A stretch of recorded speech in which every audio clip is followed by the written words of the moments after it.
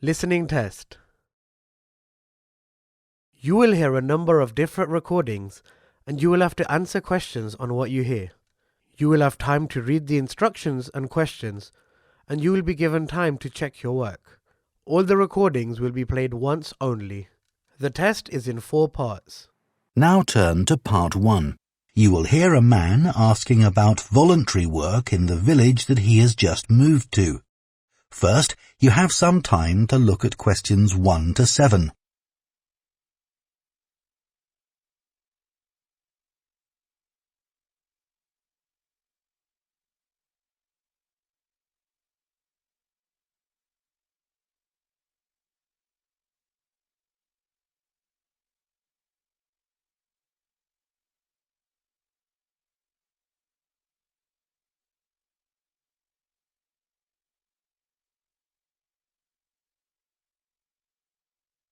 Now listen carefully and answer questions 1 to 7.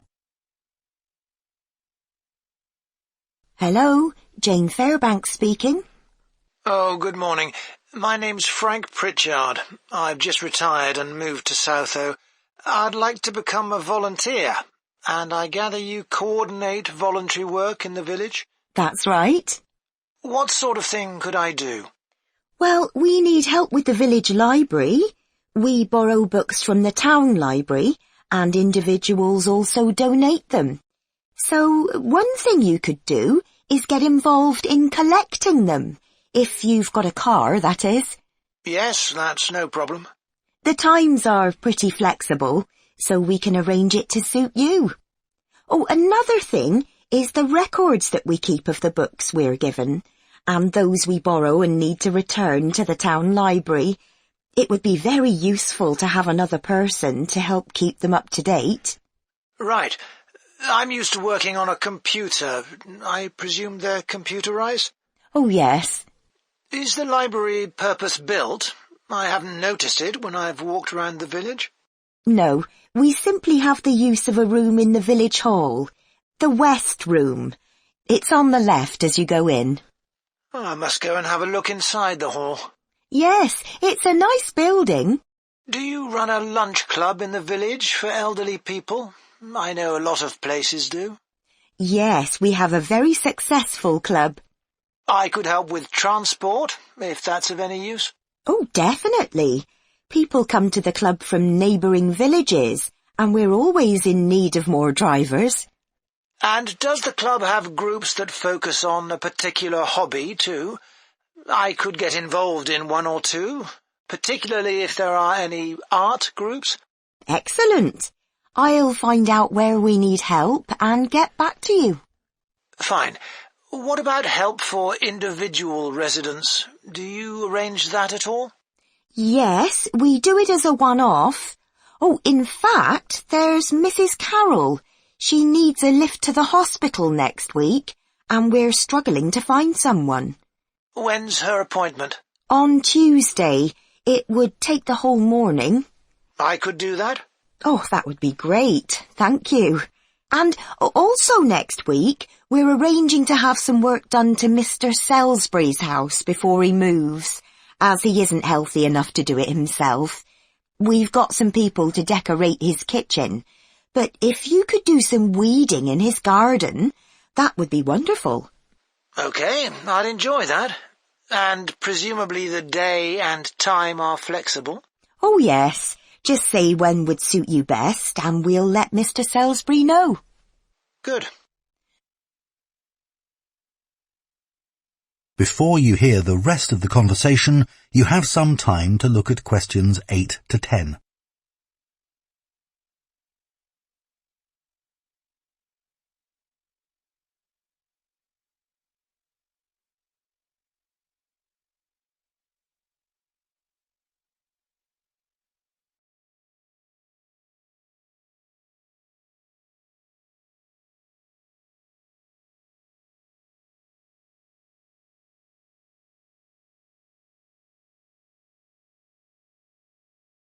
Now listen and answer questions 8 to 10. The volunteers group also organises monthly social events which is a great way to meet other people, of course. Uh-huh. So next month, on the 19th of October, we're holding a quiz. A couple of residents are great at planning unusual ones, and we always fill the village hall. That sounds like fun. Can I do anything to help? Well, because of the number of people, we need plenty of refreshments for halfway through. So if you could provide any, we'd be grateful. I'm sure I could. I'll think about what to make and let you know. Thank you. Then on November the 18th, we're holding a dance, also in the village hall. We've booked a band that specialises in music of the 1930s. They've been before, and we've had a lot of requests to bring them back. I'm not really a dancer, but I'd like to do something to help. Well, we sell tickets in advance, and having an extra person to check them at the door as people arrive would be good. It can be quite a bottleneck if everyone arrives at once. OK, I'm happy with that. We're also arranging a New Year's Eve party.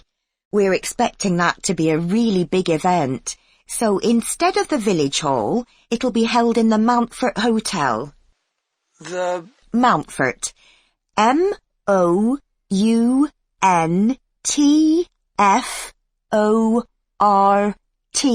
Hotel.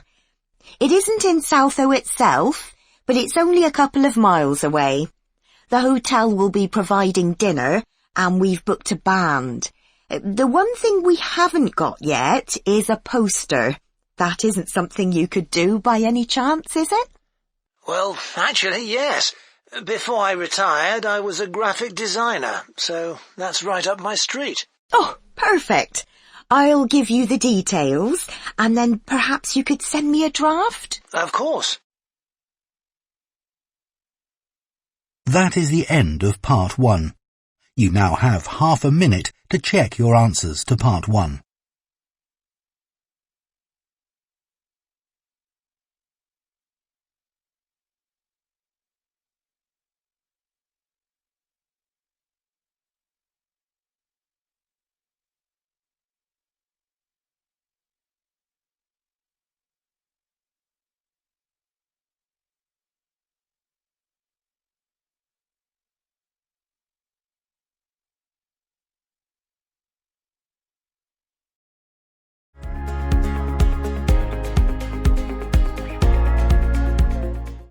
Part 2.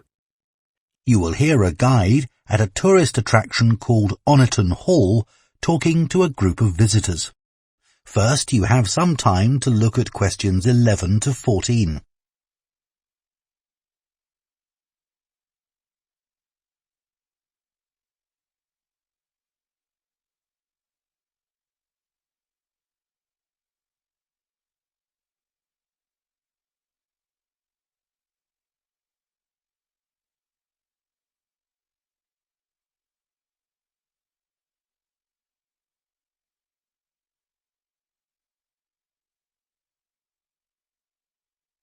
Now listen carefully and answer questions 11 to 14. Good morning, and welcome to Oniton Hall, one of the largest estates in the area. My name's Nick, and I'm one of the guides. I'll give you a brief introduction to the estate while you're sitting down, and then we'll walk round. The estate consists of the house, gardens, parkland and farm, and it dates back to the 14th century. The original house was replaced in the late 17th century, and of course it has had a large number of owners. Almost all of them have left their mark, generally by adding new rooms, like the ballroom and conservatory, or by demolishing others. The farm looks much as it's always done, although the current owner has done a great deal of work to the flower beds.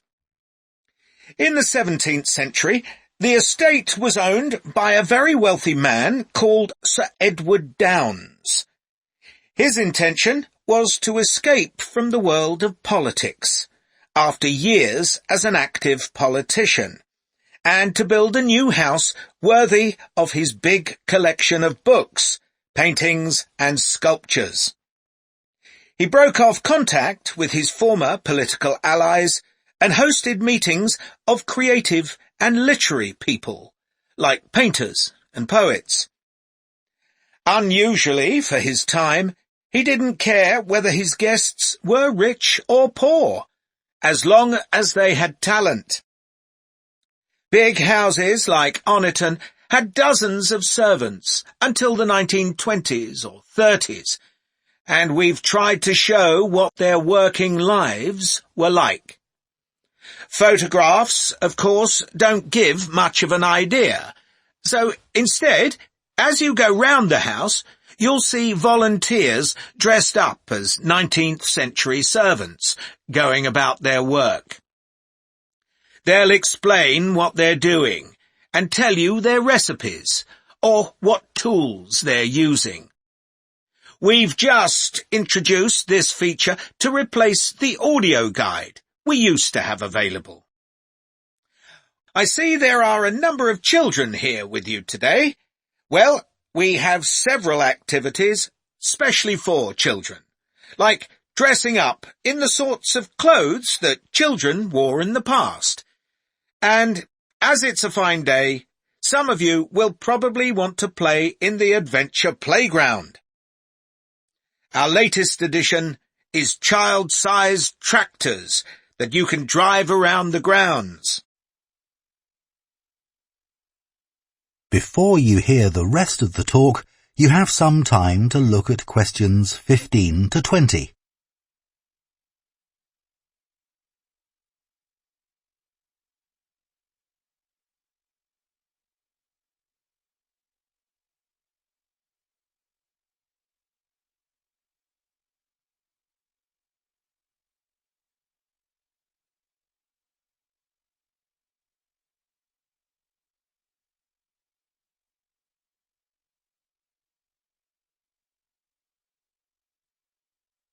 Now listen and answer questions 15 to 20.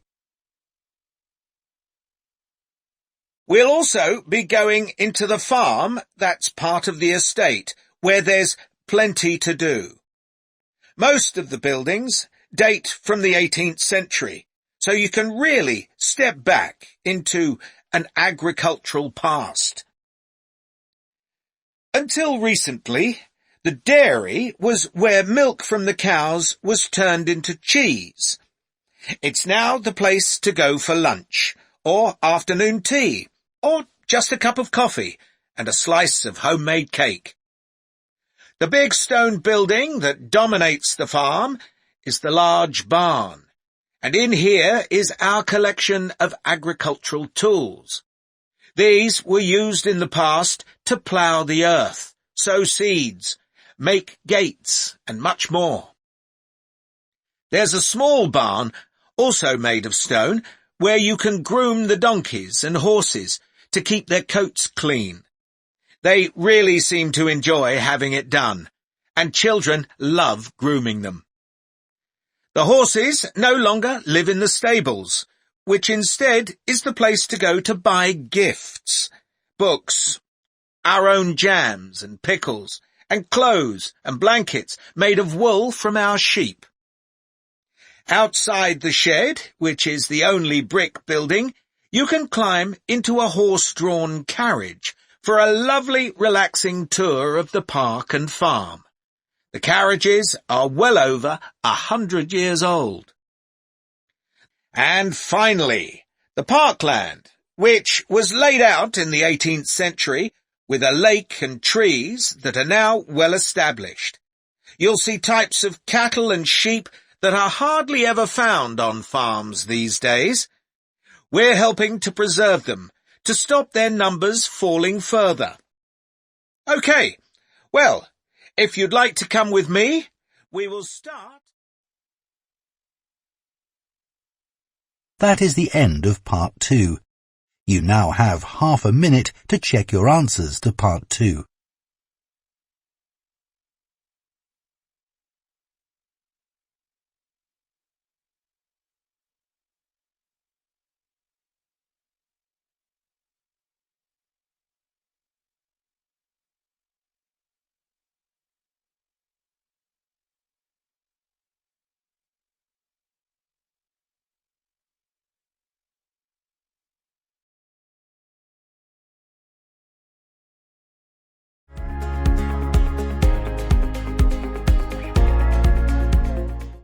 Part 3. You will hear two friends discussing a course they have just done. First, you have some time to look at questions 21 to 27.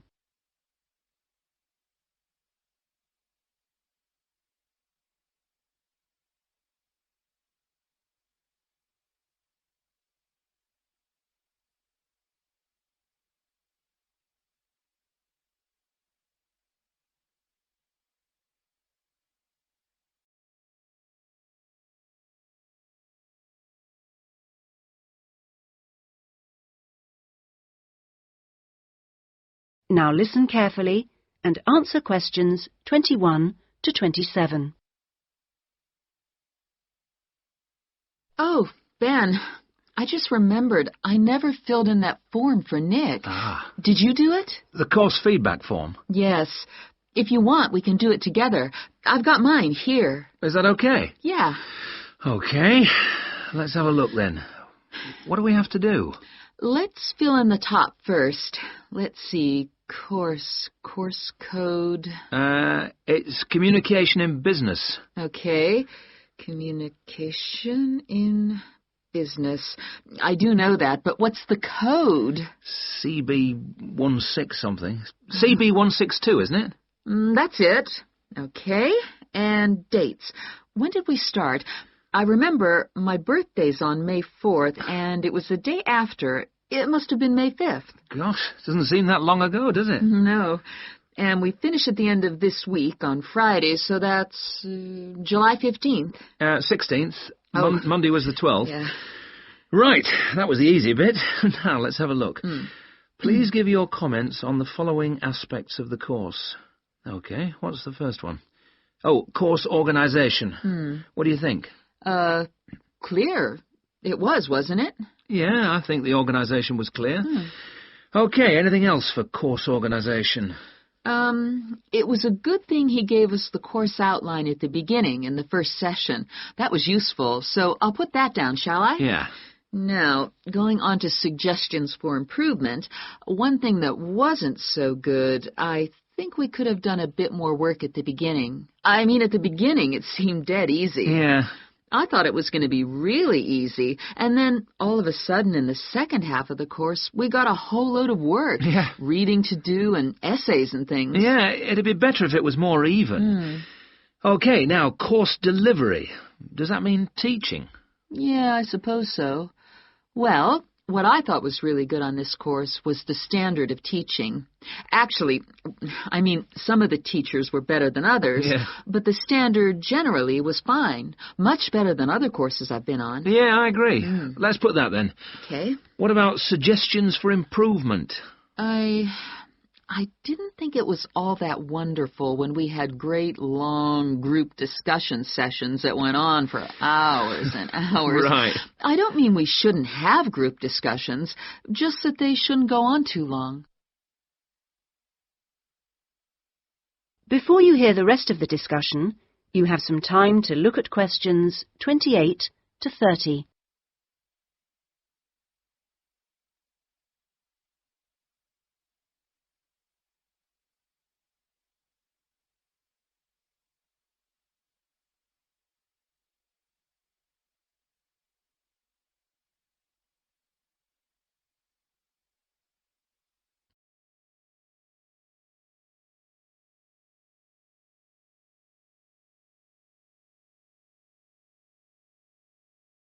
Now listen and answer questions 28 to 30. Now, on to materials and equipment. Oh, now, what was good about some sessions was the handouts. Yes, I thought all the handouts were good, actually, and some were great, with website addresses and everything. One problem, though, with materials was the key texts. Yes, there just weren't enough copies on reserve in the library. And if you can't get the key text before the session, how are you supposed to do the reading? Yeah. And not enough computers. You have to wait ages to get one. Okay, testing and evaluation. Well, I don't know. It's hard to say until we've got our written assignments back. Oh, don't talk about it. I only got mine in yesterday. It was a real struggle. Oh, I hate to think what mark I'll get. Yeah, but at least we've done the oral presentation. I thought that was good, the way I got my feedback really quickly. Yes, it was. And I liked the way we knew what would be evaluated on. We knew the criteria, so we knew we had to think about clarity, organization, and so on. Yeah, but I'm not so sure about the written work. One thing, I think, is that there's just too much. It's really stressful. Oh, yes, I'd agree. And I don't see why they can't let us know the criteria they use for marking. The written assignments, but he told us. No, for the final exams. Oh. What are they looking for? What are the criteria? What makes a pass or a fail? Yeah, I never thought of that. It'd be really useful.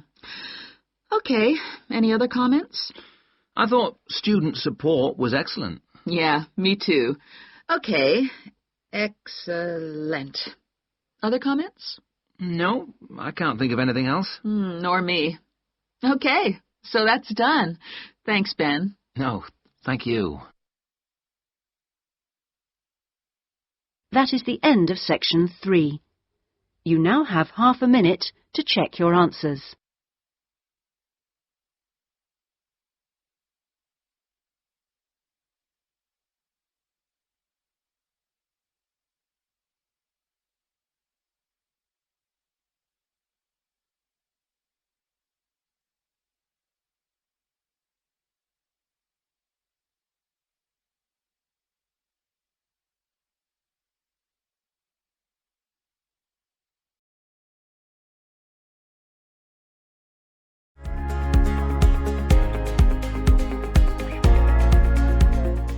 Part 4. You will hear a student giving a presentation about a project on household waste recycling. First, you have some time to look at questions 31 to 40.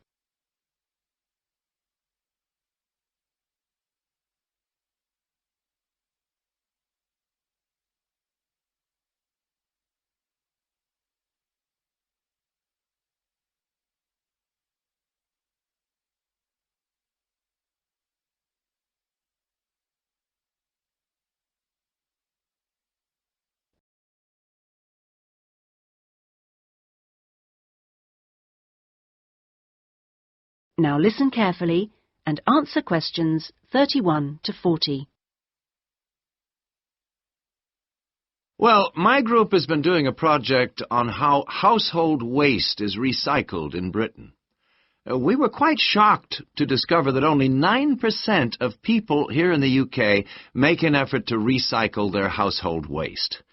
This is a lower figure than in most other European countries, and needs to increase dramatically in the next few years if the government is going to meet its recycling targets. The agreed targets for the UK mean that by 2008 we must reduce our carbon dioxide emissions by 12.5% compared with 1990. And recycling can help to achieve that goal in two main ways. The production of recycled glass and paper uses much less energy than producing them from virgin materials, and also recycling reduces greenhouse gas emissions from landfill sites and incineration plants. As part of our project, we carried out a survey of people in the street, and the thing that came up over and over again is that people don't think it's easy enough to recycle their waste. One problem is that there aren't enough drop-off sites. That is, the places where the public are supposed to take their waste.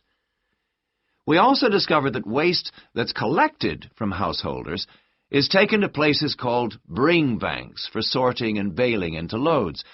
One problem here is taking out everything that shouldn't have been placed in the recycling containers. People put all sorts of things into bottle banks, like plastic bags and even broken umbrellas. All this has to be removed by hand.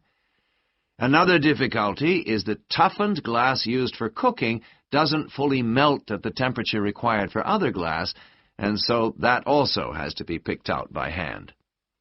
Glass is easy to recycle because it can be reused over and over again without becoming weaker. 2 million tons of glass is thrown away each year. That is 7 billion bottles and jars. But only 500,000 tons of that is collected and recycled.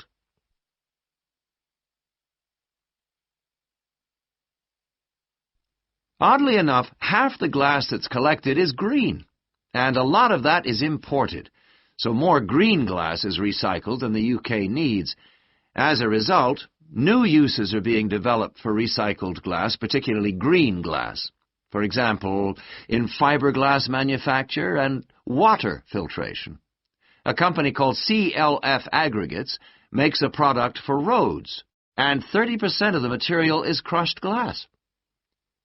For recycling paper, Britain comes second in Europe with 40%, behind Germany's amazing 70%. When recycling started, there were quality problems, so it was difficult to use recycled paper in office printers, but these problems have now been solved. And Martin's, based in South London, produces a range of office stationery which is 100% recycled, costs the same as normal paper, and is of equally high quality. But this high quality comes at a cost in terms of the waste produced during the process. Over a third of the waste paper that comes in can't be used in the recycled paper, leaving the question of what to do with it. One firm, PaperSave, currently sells this to farmers as a soil conditioner, though this practice will soon be banned because of transport costs and the smell, and the company is looking into the possibility of alternative uses. Plastic causes problems because there are so many different types of plastic in use today, and each one has to be dealt with differently. Packrite recycles all sorts of things, from bottles to car bumpers, and one of its most successful activities is recycling plastic bottles to make containers which are used all over the country to collect waste. The Save a Cup scheme was set up by the vending and plastics industries to recycle as many as possible of the 3.5 billion polystyrene cups used each year.